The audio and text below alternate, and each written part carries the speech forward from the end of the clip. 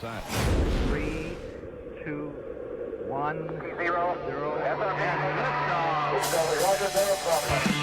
Welcome to Seattle Sports Insider Podcast, your best source for the latest news and conversation on what's happening with the big teams of the Pacific Northwest. We'll cover it all. Seahawks, Mariners, Supersonics. Supersonics? I think I grabbed the old script. Anyway, if it's big and it's sports and it's Seattle and surrounding, we're on it. Follow us on Twitter at Mariners Talk 24 and on Facebook, Seattle Sports Insider Podcast. And now, time for the second best father-son duo in Seattle sports history. After, of course... Goodbye, baseball! They do it! The Griffeys with back-to-back home runs! Here's your host of the Seattle Sports Insider Podcast, Justin Bonanno. Today, we're joined by someone who truly embodies perseverance, mental toughness, redefining what's possible, Natalie Novosel.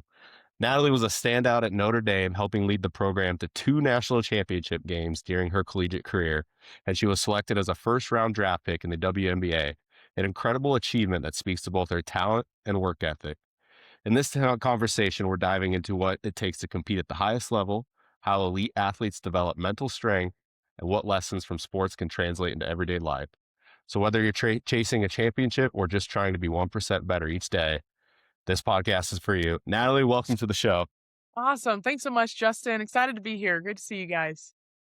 I'm going to start off because I was able to go to a high school basketball game, and I saw this little 8th grader out there that was shooting from half court, making these 3-pointers, and you blink your eyes, and then she ends up in the WNBA and then playing overseas. And, we just had the NFL draft, and obviously the Seattle Seahawks are big news in this part of the country. They just won the Super Bowl, and they just filled their needs. I want to ask you about going from the national championship in April and getting drafted, and then all of a sudden you walk into a new locker room, new group of girls, maybe you know some, maybe you don't, and you're the low woman on the totem pole. You don't know what role you're going to have or anything. That has to be a monumental change and not easy. And people think, athletes are robots, but we're seeing you're human, and those are emotions that you have to go through and physical things and the emotions of trying to figure out where you fit in things. So if you want to kind of, touch on that to get us going, that'd be awesome. Yeah, absolutely, Eric. That's such a great, insightful question because a lot of people don't really think about everything that you nailed it, mentally, physically, emotionally, because most people don't know if you get drafted, they think you've made the team. So getting drafted is the first part, right? And it's also in the middle of, if not a few weeks before right after the national championship game. And so fortunately, like our team, Notre Dame, right? You mentioned we got to go to the national championship game. So I was at the draft in Connecticut less than 3 weeks later, right? I still had all my responsibilities at Notre Dame as a student athlete, right? That I has to graduate. But getting drafted, and then even a few short weeks from there, before you're even graduating Notre Dame, you're already in training camp. So also trying to navigate my whole life, I want to just be a national champion, whole life. So it was almost like trying to have a weird grieving process of being so close, not only once, right, but twice, and then coming up short. And then going from that low, but also making sure that your career is not ending at that moment, right? You still got to get back in the gym, prepare for what's going to be like the most intense 3 weeks of your entire life of that training camp, let alone getting drafted at that point. So I think from the draft to, honestly, it might have been in April, right? And then we're already in training camp less than, again, 3 weeks later from that. So 6 weeks after a grueling NCAA season, 6-7 months, right? And then to have to go into that training camp to try and make the team, and one of the most competitive spots, I think, in all of sports. It was incredibly taxing on your body, right? But then I remember one of my favorite stories is my mom was so adamant of like, hey, you should put into your contract that you want to go back and graduate and walk across stage essentially. And I remember having to after her being so adamant about it, I remember having to be like, Mom, I don't care at all about walking across the stage at Notre Dame. All I care about is making a WNBA roster, right? And so she was like, oh, well, like she finally really like understood that was really my main goal, what I wanted. And so no regrets on that, obviously. And I was fortunate enough. What was crazy, I was the 8th pick, but one of my good AAU teammates ended up being the 10th pick. And then she didn't even make the team. And the 10th Wow. pick as a lottery pick, and that an unbelievable athlete too. So that just kind of goes to show how competitive the training camp was. A lot of maybe 20, 30 people there competing for probably one roster spot. So it was incredibly intense. And I want to stick with that. We're going to probably bounce around Sure, of chronologically if you course. don't mind. Okay. I want to kind of stick with that for a second and ask you about, like you just said, you're at Notre Dame, you're probably in an apartment, and then or a house with other girls, Right. and then you go to Washington. They put you up in a hotel for training camp. And then, like you said, am I making the team? Am I not? 10th pick doesn't make the team. And then all of a sudden, you're like, okay, I've got 2 weeks after they tell you to make the team. Now I got to find a place to live. I have to register a car possibly here. I've got to figure out insurance. And at the same time, trying to balance your spot on the team and the locker room. Just talk to me about that human side of things too. Yeah, that's again very insightful. The human side of it is going from such a close knit best friends on the team and also best friends outside of the team at Notre Dame to going to it was I ended up getting some really good friendships with Jasmine Thomas, right, and Lindsay Wisdom Hilton, who are still some of my good friends today, who are mini vets, I would say. Been there for a couple of years, 3 years, 4 years, and that was super helpful for that transition. But I remember being absolutely intimidated based on the mass amount of people there at the training camp, of the 20 to 30 people that are there and invited to it. So you have practice players and bodies and things like that. Trying to get to know them. The next day they're not there. We're trying, and then all of a sudden, so it's and in the adjustments, right? Logistics of trying to figure out where you're going to stay. The good news is they did take care of where we were going to stay. But again, I'd never really lived by myself, let alone navigated. I thank God for Google Maps, trying to get where you want to go, but having to learn and drive everywhere, the traffic side of things, it was just a lot. It was definitely a lot all at once, that I think a lot of people take for granted, especially when people like NBA players, they get the entire summer to get it well adjusted, get a good break, and then kind of go into their next chapter essentially. But there's really no break mentally, emotionally, or physically for the WNBA players that just go right into the next season, and let alone it being everything's bigger there, right? The players are better, the stakes are higher, it's more competitive in the sense of like you're competing for an actual spot for money and things like that. So yeah, so it was very, very it was a lot for sure. How hard was it to stay true to your game when you were switching levels?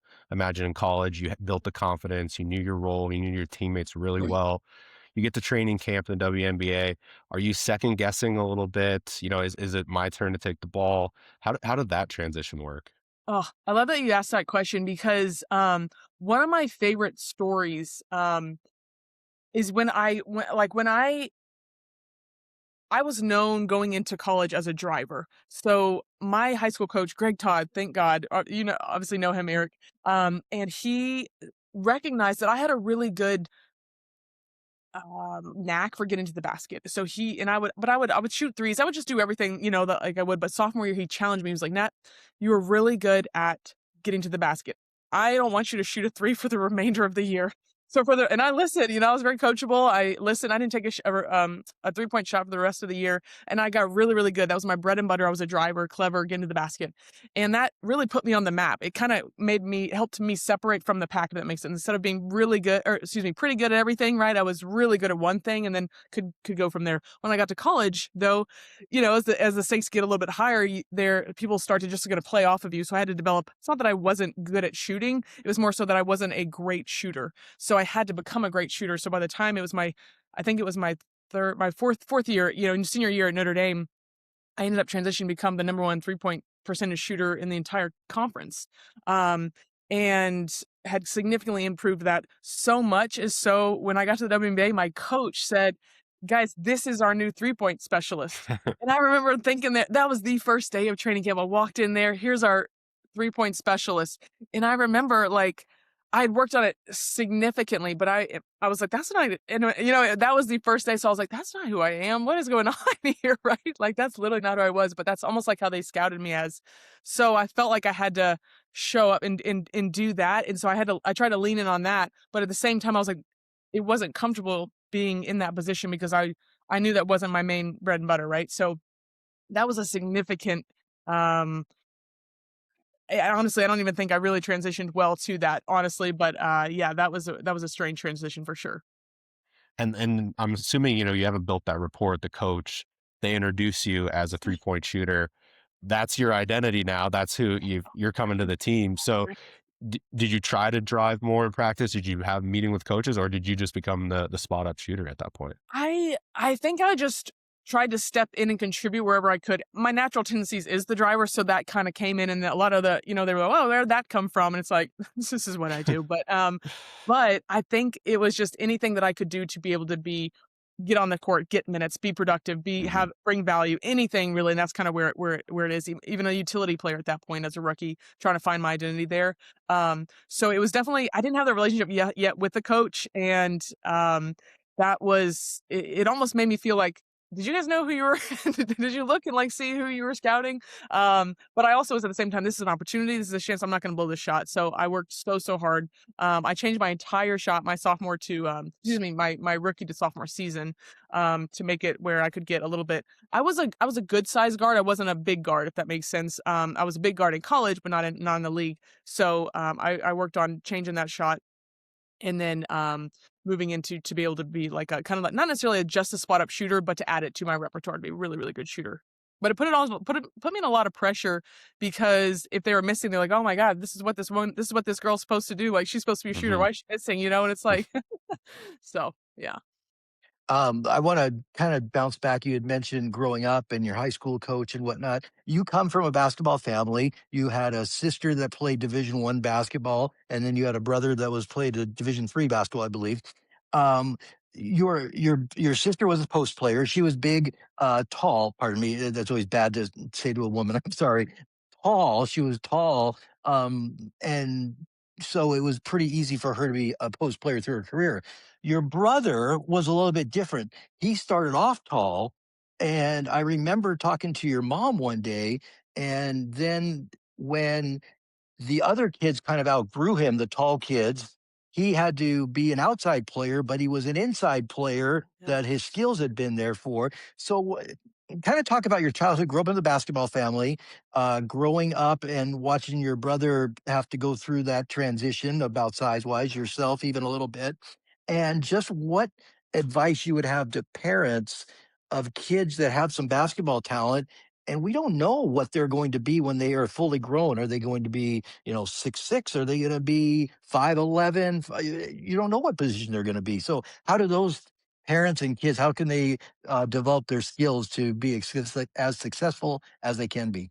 Yeah, for sure. I know. And Nathan, through my eyes, and not even biased, he's one of the best post players moves that I've ever seen anyone be. And also, being able to school some of these 6'9", 7-foot guys that Catholic attracted that like our high school, right? So it was really cool to see that. But you see a lot of kids that are thrown in there. I would say it's less on the parents than it is the coaches, right? Instead of the emphasis being on winning, I really want it to be, I wish it was on player development and helping get these kids mentally there to the next level, let alone like the fundamentals and foundationally. Like every time when I came back and coached like a little bit at my old high school, and it was like, man, the fundamentals are lacking, right? And I was so grateful for one of my coaches talking about the fundamentals, and we just drilled them every single day, right? And I was so grateful for that. And so that's where having that foundation, you can build any skill set you want on that. But if you lack the foundation and you're talented, sometimes you have to unlearn and relearn a little bit. Whereas if you just have the foundation, no matter what position you're in, you can kind of build upon that, and therefore your body will follow, right? Whatever happens. I myself did go through a growth spurt from 8th grade to freshman year. I gained 4 inches, right? And so it was so helpful for that, but it really helped another separation in my career as an athlete, from kind of having that skill set initially and then going from there. But I credit my backyard experience with my brothers and sisters, playing against them growing up, truly for all of my success. You can say all of it, but a lot of it, especially starting out, is because they they did grow significantly a lot sooner than I did. I like to quote, I was the run of the family, and I was so much smaller than them, and just so everybody knows, I am the shortest of my family, let alone the youngest. But my twin brother's 6'5", right? Nathan is, and then Shannon's 6'1", and they just had those growth spurts really early. But I loved playing basketball, so we'd go out there in the in the backyard and just play game after game after game, and I would lose game after game after game. But I loved it so much, and so I would get so angry, sore loser on, every stack. My sister still has scars on her arms. I would scratch, I would claw. I was an absolute monster. And then I had nobody else to play with, right? Who wants to play with that? And so I just got really, really, really good by practicing on my own. And then I'd go back and coax them all to come back and play with me. And, I'd win maybe like one game out of 6 or something. But I held on to that one game, right? Like I was like, that was the best feeling in the world. And so as they were just taller than me, they could easily beat me.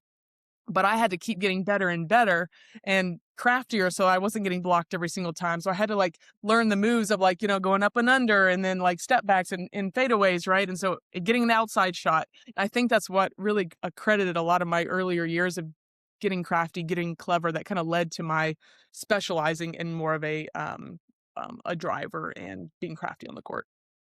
And then when you are in junior high and you're playing AAU, presumably, as well in the off season from the school season, um, your high school then tells you, we think you can make the varsity team as an eighth grader.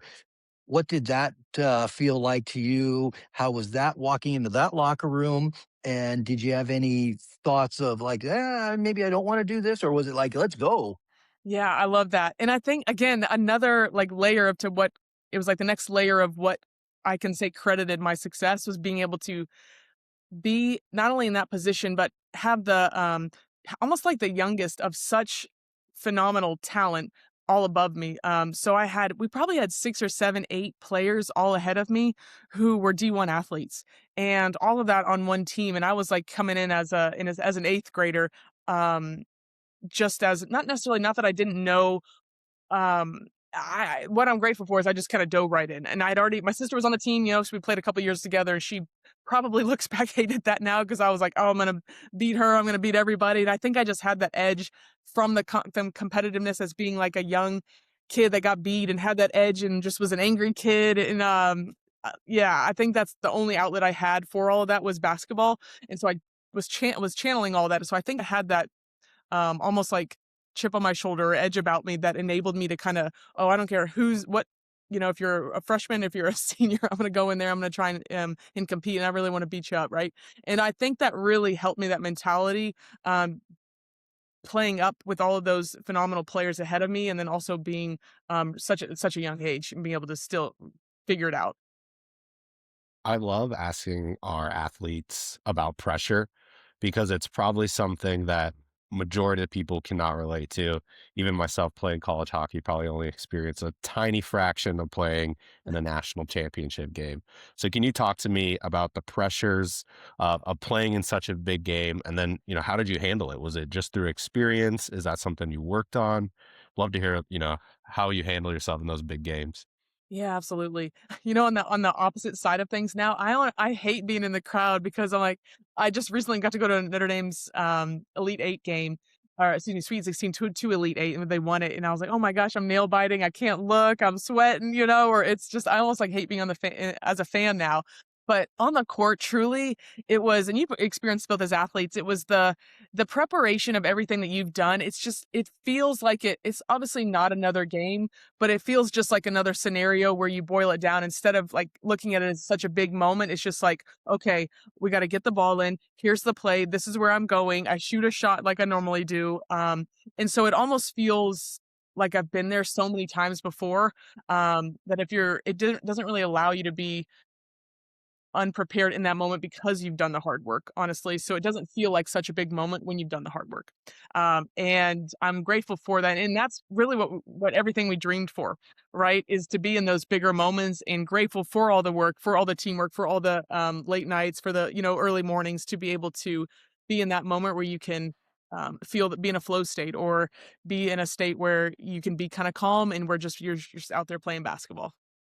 So leading up to a big game like a national championship, are you just going through your visualizations, Right. working through the plays, and that's how you kind of keep calm and you're trying to you keep out the, hey, this could be the biggest game of my life. You try to let those thoughts not creep in. Easier said than done, I'm sure. Yeah, certainly. It's almost I look back and I can still remember some of those moments or the feelings that I had were just driving to the game. And there's those little moments and windows where you get to relax and kind of feel the moment and like really get into it. And I just remember one of those is always driving to the game. It was funny being in the one of the it was like a 3-minute bus drive, right? And it's like not enough time. But one of those is like drive to the game. The other ones is where you're um the national championship, or excuse me, the national anthem is playing, and you just kind of get to Hmm. sit in there, release, kind of simmer and ground yourself into the moment. Another is honestly even warm ups. It's such you've been through the warm up so many times that you can just kind of again, it's just another game. It's just another game. You're excited about it. You're doing the same moves. You're already into it, and so I think those are like having those almost grounding moments. Beforehand, it's always and I think a lot of us too, understand it as a little bit of a superstition, Hmm. some things here and there. So as long as you're not too outside of your routine and you get everything done, it's just like you're in a great place. Like, how could you not go out and play amazingly? What about a big free throw? Is that just the same? What's going on in your mind? I've done this 1,000 times, or Right. you just try to block out the thoughts. The free throw I think is probably the biggest mental. I'm sure in the backyard you could probably go 10 out of 10. Wow. Well, in the national championship game, maybe there's some outside thoughts that creep in. So is that just the same mindset too with free throws? You've been there before. Let's do it again. You know, it is. I think the free throw itself for people is a little bit bigger because it can feel a bit bigger in the moment, essentially. Hmm. For me, it's almost like I felt like I had to develop it a little bit sooner rather than later, making sure I was in the moment good with it because I was a driver and I was getting fouled a lot or getting some and ones, right? So I was at the free throw line a significant amount.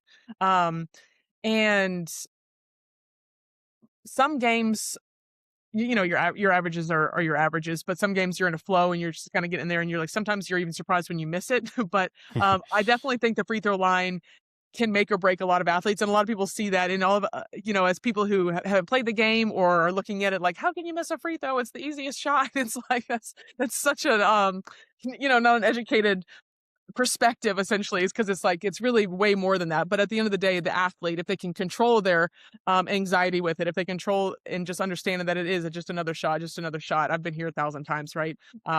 But yeah, I don't know my percentages in the games. But I remember a scout talking to me from the WNBA from Phoenix, like, oh hey, you got to the free throw line 8 times against Brittany Griner. Like, how'd you do it? Right. So again, for me, just getting there, I'm like, if I get a foul or if I get an and one, right, it's like, okay, I'm at the free throw line. Let's do this. And so it almost was like the reward for being able to get in there. Because hard work is getting actually into the lane, right, and making the shot or making a play. So the free throw line was the reward. So it's like, oh yeah, I better take advantage of this, or I'm excited to take advantage of it. So I look forward to it as an athlete. And at the Final Four, you win the semifinal game twice, and you go to the national championship game. And unfortunately, one time you lose to Texas A&M, and one time to Baylor. The Baylor game wasn't very close. The Texas A&M game could have gone either way. When you and your teammates get together, do you guys talk more about the Texas A&M game, and is it easier to flush a game that you were, I don't want to say blown out, but it wasn't as down to the wire as the close game was? Oh yeah, absolutely. It's certainly um the losses are obviously the hardest, aren't they? Right? You talk about, but it's more so and what you remember the most. But it's we had been beaten by UConn multiple times being the same conference, right? So that first initial win, my junior year over UConn, ending Maya Moore's career, right? And being able to go to that national championship game. I felt like we were ready for the moment. And it's almost like we look back as that was the game that really did get away from us, right? Baylor had their perfect season, 41-0 or 43-0. Excuse me. I'm sorry, I don't remember. But either way, like it was going to be a really tough feat to beat them in that momentum and that height and everything that they had going for them. But yeah, the one that got away, we think, was the Texas A&M, for sure. But it's funny because a weird a story kind of around that is my sister was a ref, right? Ended up well, she ended up working to be a ref. I think she did like 5 or 6, 7 years, something like that. But what's crazy is in her school, there was for me in this, I think I got 2 fouls in the first half. Um, and then I want to say it was the third foul, right? That was against the Sydney Colson, and she had almost flopped. Like she'd come up on me right at half court. I got over. They were doing like a trap defense or something like that, and I had like went around her to be able to like pivot through, right, and step through and pass. But she like pretended that I hit her and fell back, and it was a pivotal part of the game because I think I can't remember if I got my second or third foul, but anyways, I had to go out for remainder like maybe 11, 12 minutes in the first half. And it was crazy because it was my sister was a ref later on. It was actually a teachable moment that she saw as her sister of like, hey, this is what happened, right? This is what you called. This is what actually happened. What not to do. And so, because obviously I didn't actually ever hit her, make contact with her, but the ref, we didn't have the technology that we do have now. So it was just crazy. My sister seeing that. And so I always think about like that perspective. Our leading scorer goes out with 11 minutes in the first half. That's a lot of time and can kind of change the tide of the game. So I think about that personally for that. And then a weird story a little bit with it. But yeah, I definitely think that's the one that kind of got away from us for sure. And I want to ask you about, I mean, when you sit back and think about there's hundreds upon hundreds of Division I basketball programs in the country, you get to the finals. You're one of two standing there. Can you now look back and be like, man, going through the tournament, winning the Final Four game to get to the national championship, and can you feel a sense of accomplishment and pride, even though you didn't win the ultimate game, but to be one of two left standing of, I don't know, I think there's like what, 700 schools that play or something like that. Right. And to be one of two is amazing. And the reason I think about this is a lot of people here get on Gonzaga because they haven't won a national championship, but they've been to two Final Fours. And I'm like, I used to go to their games when it was me, my friend, and the players' girlfriends and parents that were at the games. That was it.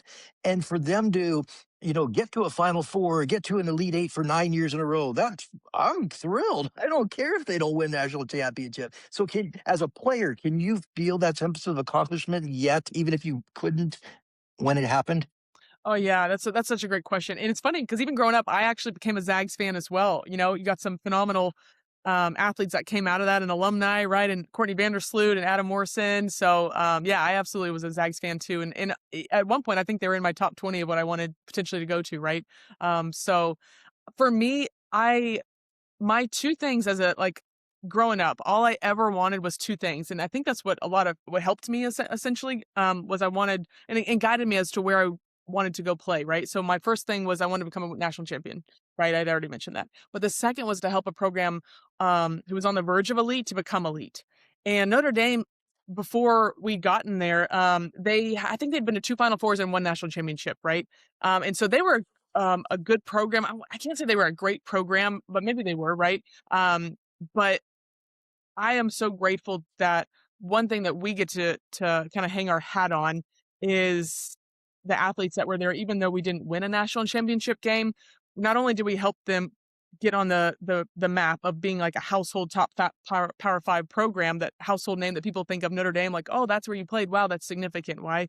Because not only did I think Notre Dame went on to the next like 6 of 10 or something, Final Fours, essentially. Now people know that. So it was almost like changing the culture to create and bring the legacy. I definitely am so proud of that part of it so that we can go to all the alumni games, be like, wow, look at what we were able to help create or change the tide of.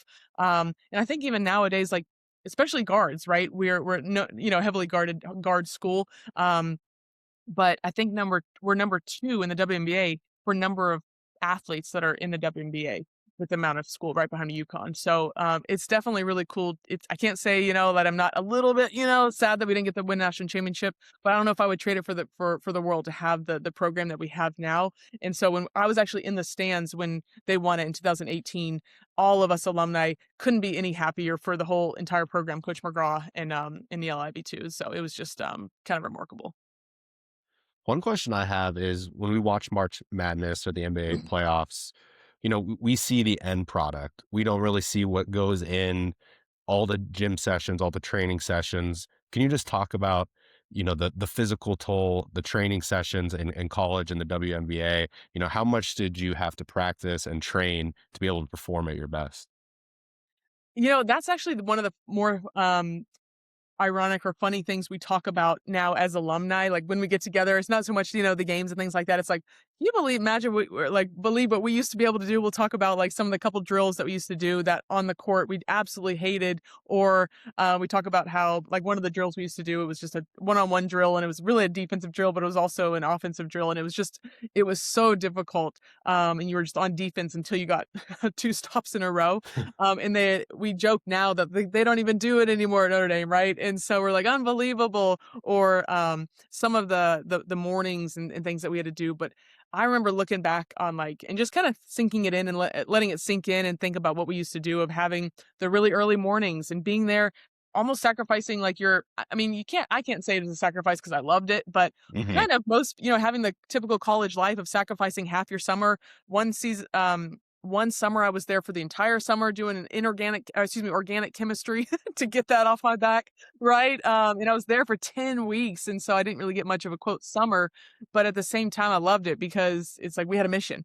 And I remember just all the early mornings, the camaraderie you create as a team together of what you've gone through. Like we're teammates for life, no doubt, no whatever happens. Um, but it's pretty significant. It's such a grind. And I always say, like, it really isn't for everybody. So if I have people that are on the fence, I'm talking to parents or talking to athletes that I don't know if this is for me. If you got to really love it, if it's something that not only like you want to, it wasn't something for me that I wanted to move forward and continue to play basketball professionally after. It was like, this is going to be the best thing that's ever happened to me. Right. And so, but my career, I think in college, I remember like mentally, it was just like, wow, a lot. And then it ended up, taking off, but it takes a toll physically for sure, because it's a whole nother level. And, mentally, because it's like it's a whole again another level on that side of it, but also trying to find your place and with the whole new team, and trying to figure out if this is a place that is going to be successful for you as an athlete, and where you want to stay. And then the whole side of you are a student athlete first, so you have to make sure that you get all your grades and everything in order to um and it's a lot. I think even the athletes now have a lot more to kind of deal with as well on side of like with social media and potentially NIL things, and the transfer portal, they can transfer multiple times. So it's definitely not for the weak, I would say. There's a lot of opportunities, but I really definitely think you have to really love it in order to get everything you can out of it, because it's hard to wake up at 6 a.m. 5 days in a Hmm. row, and then go to class at 8 a.m., falling asleep some days, right? There's never a scenario where you can't come to a workout, right? Unless you're, sicker, obviously, but you just can't, oh, I don't feel like it today. That doesn't happen, right? Because your whole team gets punished. Then you have to go to try and squeeze into some lunch before, your 2 o'clock pre-practice. And then you got to have practice for 2 hours, and you go home and you got to study hall, right? And then you do it all over again. So it's definitely an absolute grind. And I wish I could go back today. I love your competitive edge and your passion for the game. It's clearly coming through in this interview, and it makes me want to go back to my glory days, back in the locker room, competing every day, practicing. So how hard was it for you when you had to hang up your jersey? I know for me, my entire life for 24 years, I was a hockey player, and that's who I was, and that was my identity. So when I had to transition out of that, it was a little bit of an identity crisis. Who am I? What am I going to do next? Transitioning into the business world. So love to just hear about your transition when you had to hang up the jersey. Yeah, thanks, Justin. I love that. And I think most athletes can relate to it. Our bodies can't play forever, right? And so it's always an impending retirement, or what's it going to look like. And I think a lot of us have an idea of what it looked like. To be honest with you, I thought I was going to play till I was 40, or quote, I couldn't walk again, right? It never thought for like, and that's kind of like the I guess the arrogantness of an athlete. We're like, oh yeah, we're going to play forever. There's this whole thing.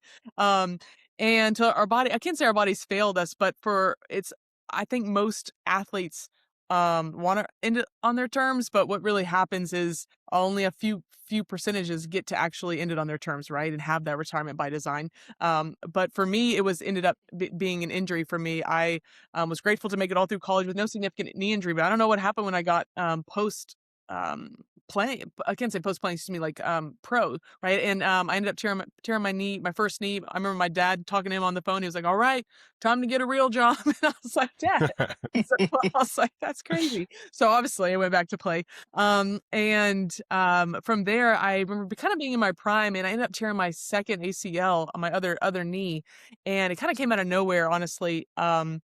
And I remember, okay, I was like, I can't end my career on a knee injury. And so I worked as hard as I could for 18 months, took another season off, 18 months. I was strong as an ox, and I had just signed a 2-year contract, was ready to go back and play overseas. At that point, I was like, okay, I'm tired of getting hurt again. Like maybe I'll just play a couple more years and just kind of see where I'm at from there. And a month before I was supposed to go, I re-tore it. And it was honest. I can remember the day, I could still probably have the feeling that comes up of it was like something that washed over me. I just knew I was done. And it was one thing to make that decision to have to, again, another 9-10 months of rehab ahead of me in that journey. And then to recognize another whole thing to actually accept that you're done playing basketball, right? Like the identity crisis did not come right then. It was absolutely a slow creep almost of like, man, like even from something as simple as going to the gym and no longer having a coach, like coaching you what to do in the gym or where, yelling at you almost. It was just like, man, and also having the motivation of knowing I'm going back to a team and knowing what you're stepping into. It's like, what am I even working out for at some Hmm. points, right? And so you have the identity of an athlete. I think even still now, the identity of an athlete like just kind of runs deep, and I think that's why it's makes people successful throughout their entire lives after. Um, but yeah, it was absolutely a it's almost I can't say that part of you has to die. It's just more of like you have to really learn to accept it because a lot of our identity as athletes is held up in the achievement of it, right? And so it's like, okay, who am I without basketball? Who am I without being able to achieve that? Um, and really, when you think about it, it's just everything that's made you an athlete is what you can take into the next thing or chapter, whatever you'd like to do, and that's really what's going to set you up for success, rather than tying it all up into a ball of like, oh my God, without basketball, who is Nat? And I think that was really the journey. And it probably took a few years, truly, if not longer. Yeah, and growing up, I always assume you have surgery and you get fixed. Yeah. Uh, had surgery junior year of college. Definitely not the case. All right, you are set back significantly. I would say it took 3 years for me to feel that I was back to the baseline, and Oh, I can imagine, playing at the highest level, you don't really have that time to try to get back to your baseline and then keep improving. So that's definitely one thing I learned the hard way is how grueling some of those knee injuries can be. yeah, absolutely. I'm grateful that they were relatively straightforward. I know a couple of my friends had shoulders, knees just kind of got to go forward and back, but shoulders, you got to go all sorts of different directions and things like that. So I remember thinking I'm grateful that my knees surgeries were relatively straightforward. And now, I can't say that my knees don't creak when I get up in the morning. However, it's still they're phenomenal. I'm grateful even after three. I can say after three knee surgeries, like I still have like phenomenal knees and gonna move forward. But I think that was another tier of like not wanting to continue with basketball. Is like I could probably keep playing, but I could probably just continue to keep tearing knees. And it's like at this point, what am I really gonna do it for? Um, so yeah, you nailed it. It's just like being able to really let that part of you kind of die without the expectation of what you wanted for it rather than just letting it continue to be like, oh, those were the glory days in the past. Like, oh, that was the best time of my life. Like, no, your whole life really still is ahead of you. That was a chapter. So Hmm. Good I, perspective. I know we're taking up a lot of your time today, and we really great. appreciate I you love it. joining us. But I wanted you to take off your player's hat right now and just kind of put on an analyst hat. I know you're not technically on the broadcast on CBS, but I want you to put on your analyst hat and talk a little bit about the WNBA and the business as of the popularity of the game. And the way I look at this is, as Justin did a whole show on me, and my background is in sports management. And so I understand that, you know, what you can put out is dependent on what comes in, just like any other business. You take in, $1, you can give 50% of it out to employees and such. And the WNBA um, has a chance right now with more eyeballs on it than ever to really get their foot into the living rooms of America. Caitlin Clark comes in. She is famous and drawing attention because of what she's done on the court. She didn't go to North Korea and meet with their dictator. She didn't get arrested. She didn't do anything off the court to do this. Her play brought those eyeballs onto the WNBA. And yet the players, again, to me, I could be totally wrong, look like they physically want to kill her. um, and I say that semi facetiously, but Sure. I mean, almost injure her. I know that they don't want a rookie as it was, when she first came in to get all that attention and whatnot. But I look at it the other way. I look at it, hey, you have a chance to showcase your game right now. Who cares why they're in there? Play your game. Don't worry about beating her up. It takes you back to when Wayne Gretzky was playing and Marty McSorley had to get traded with him to Los Angeles to protect him. Sophie Cunningham has to protect her out there. The WNBA has this unbelievable opportunity to really jump up their product, which means more money for the players eventually. But they seem like they're blowing it to me. They're blowing it. I don't know any other way to say that. And feel free to disagree with me on that or put me in my place.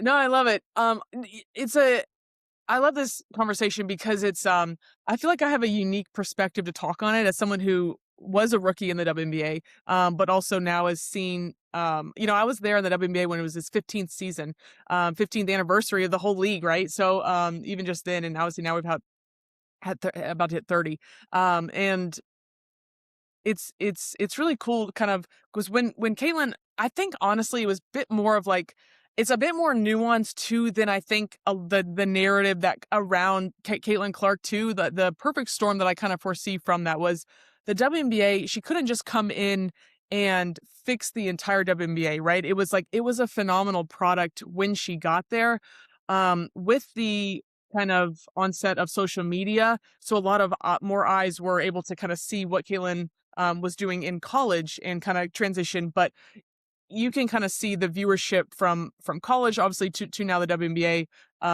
So I looked at it more as trying to look at it from a player's perspective. Like most people, when they come into the league, like as rookies, a lot of the eyes were on Caitlin, but and as was the social media, right? So it was more so, if you come in as a rookie, they're going to beat you up no matter what. I remember I had plenty of welcome to the league moments. Truly, like I really remember that they weren't going at us, but they looked at it as like, you got to remember these women are all competing for one of the hardest spots in all of sports, working on their team. All of the eyes are on Caitlin. So I feel like it was more of it just happened to be. I remember that some sort of conversation around like, oh, wait till she gets to the league, right? And I do recall that.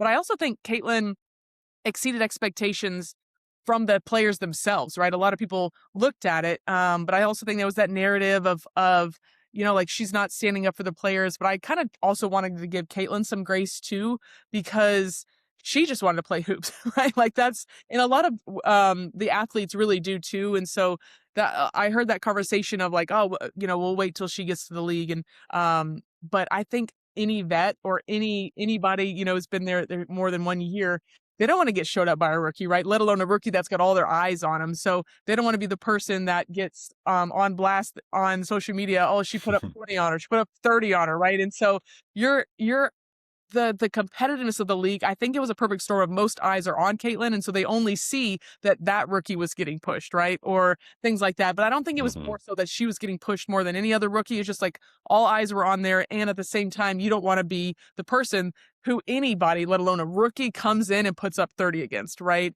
So I think, I don't know. But now I look at it too. I think that now that she's settled in the league, she's starting to kind of be more forefront of the league and with sponsorships and stuff like that are coming. And so I can see how, I think hopefully now that it's gotten a little bit better and now more eyes on there, but I do think with a lot more people who were coming in and watching it, a lot of those viewers had never even seen WNBA games, right? And so it had always been that physical. It's just like nobody really saw it because of the social media wasn't there, and also a lot of viewers weren't actually watching women's hoops. And so that's kind of what I mean when I say that perfect storm. But it's remarkable. Even just after the collective bargaining agreement just recently, right, where the players did renegotiate their terms and the salaries and everything, and their partnership going from 9 to almost 20. So it's pretty phenomenal too, and just the valuations of the teams have gone up hundreds of millions of dollars just in the last 3-4 weeks, which is pretty cool to see where it was to where it is now. And again, something that you may want to smack me across the face and put me in my place with. Sure. I kind of going back to what I was saying about Yeah. the players calling her out and the eyeballs coming into the league. I really expected some vets like Sue Bird or Tarasi to maybe get the word out to the other people that we don't need to blast Caitlin Clark and hang our dirty laundry out in public, because we are getting these eyeballs on everybody that's playing. They are watching everybody. So I really was disappointed in some of the vets not like kind of being leaders in that way. And again, I could be wrong on this. Yeah, I think we heard from some of the vets actually who were like, "Yeah, okay, well, wait till she gets to the league," actually. Like, so we heard that narrative as well. But at the same time, the league itself has always known its identity, and I think that's what's actually enabled it to be on the forefront of some of the society's issues, right? And even sometimes a little bit political, and knowing who they are as a team and as a league. And so I think when people came in, they wanted to kind of push on this person to be able to save the league, and that really wasn't the narrative, right? She, I think, enhanced a league that was already a great product, to be able to and put into superstardom. I don't think I mean, it was a incredible moment in time that I don't think anyone was ready for. Specifically, even Caitlin, let alone even the league, probably couldn't have even imagined 2-3 years now out that she's been in the league could ever even foreseen what was taking place. And so not only has the viewership stayed, but it's again only enhanced. And so I think the leadership is still phenomenal and grounded, and I think Caitlin is going to be able to find her place within that leadership, because she's someone who has a phenomenal, enormous platform, who doesn't really use her voice very much. So, which is fine. I know, like, she loves the hoop, and that's something. But it's also you trying to look at, like, does she have a responsibility to speak up, to say things? But like I said, she's still young enough in the league to be able to find her spot and kind of grow with her voice, I think, in her platform in that regard too. But as far as the vets, I definitely think it's just because the identity of the league has been really strong for a while, and try to stick to that. I can't speak to them speaking on that. It was more so, I think some of the ones that did speak up on it was more so through the lens of these fans and these people that are watching the game, and kind of bringing a little bit of, I can't, it was like almost like a lot of racism and misogyny that were being spewed at some of these people, these athletes who are on the court with Caitlin, right? And I think that's kind of where we heard, "Why aren't you speaking up, Caitlin?" Like telling them and stuff like that. And so I think that was something that we as a league, like, definitely didn't want to have, as not necessarily not to have the viewers, because you can't control who's watching, but at the same time, it's we stand for something. We're not going to be able to put up with that in our league. And I think that's kind of where what more so got pushing into the media, rather than like, okay, y'all back off, let's like let Caitlin in, rather than like, I don't think most people would do that for any rookie, let alone Caitlin, honestly. Yeah, I just look back. You guys are probably too young to know much about, but I don't know if the name Manute Bol rings a bell to either one of you. But he was actually with the Washington Bullets at the time, Yeah. back when I was in college, and I want to say he was 7'6", and a real thin. He was Wow. from Ethiopia or someplace in Africa, right? And he was in the NBA, and I remember. I was in college at the University of Washington, and when Washington came to play the Sonics, we were not going to miss that game, because we had a chance to see a 7'6" human on the basketball court that could play basketball. And it's like, we got out there, and the Sonics took my money. They didn't care, why we were there. They were just happy that we were there. And I kind of think that the WNBA, I don't even need a comment of you, just kind of my thought process on this, that the NBA really marketed that. Hey, come out and see, the guy who can dunk without leaving his feet. And it was must see in person, because there was games weren't televised as much back then. And yeah, they didn't care why we were coming to see them. We were just happy to take my money. Yeah. Yeah, that's true too. It's I think, yeah, there was I think it was a teachable and learning moment for everyone. I'm talking front office right, also all the teams and the players, all eyes more than everyone thought possible in the WNBA, let alone Caitlin trying to deal with everything, the vets in all the media and the eyes on it. So I think it was it was kind of what it was, but I'm grateful that it's at least turned in a positive direction where we've been able to keep the fans and then also turn this product into not only a better product for the fans, but also for the players as well. I never thought my dad, with his hockey background, would complain that a game was too physical. That was a little bit surprising. Love I'm it. not going to say old man yelling at the clouds, but I love it. I think it's entertaining. Why not throw some elbows? I mean, that's part of the game. Right. So Absolutely. all the Clayton Clark talk makes me think of my favorite sports weekend. We went to a Pacers playoff game, the Indy 500, and then go watch Caitlin Clark in person in Indiana. And I don't know if you could ever have an answer, but how does she do it? It's literally there's so much excitement, and then she just delivers, and every game she does it. It almost feels like a video game, the way that it's like if I was controlling my own character, this is where I would shoot it and it would go in more often than it doesn't. So I don't know if we all have the answer, but like how? Yeah. How is that?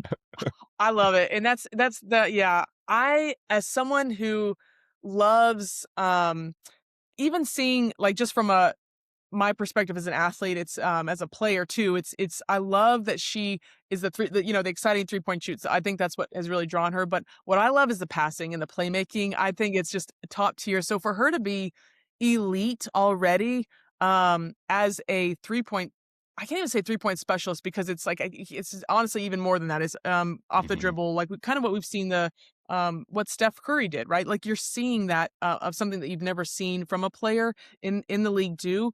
And then at the same time, so being that good at one thing there, but then also to be in the top 5 as as the assist person, as well on the court. I mean, it's just pretty phenomenal. So the amount of eyes and attention that she brings on the court, I would love to play with her, because not only she's going to find you, but the amount of attention that's on her, you're going to be open, right? So, and also, what they've done in Indiana is be able to turn that kind of program around. She's got phenomenal key pieces around her that really kind of help them elevate to that. But how Caitlin does it, it's pretty incredible to see. And so I almost see a lot of people talked about the narrative of the turnovers, right? And it's like, yes, that does matter, but it's still trying to find her way in her game to a new pace, to a new league, to new players, right?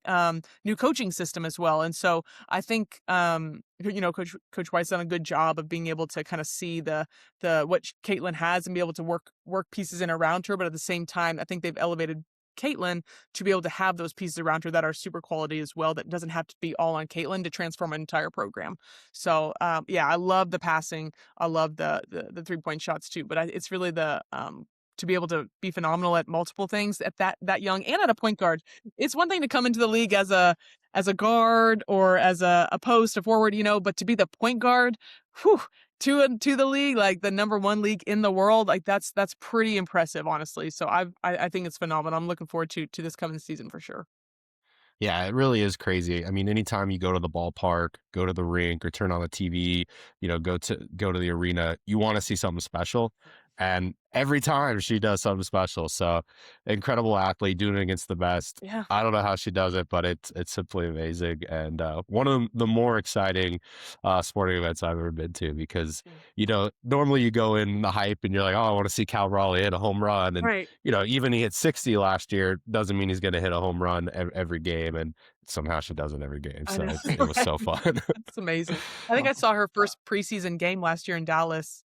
Maybe it was her second or something like that. But she, I think, knocked down 4, 5, 6 threes, all from the various points on the stage. And I think all of us were like, in my thing, I was like, oh yeah, she's got it. Like she's got it. Like she's gonna be just fine at this next level if she's already finding that early. So it's pretty all my respect, and pretty exciting for sure. And I think it's only going to develop. It's only going to get better. This young coming in, being able to, she's not dominating the league, but she's a key player that can only eventually, if she wanted to, I think she can have that skill set to be able to dominate, kind of have those seasons that Curry did eventually.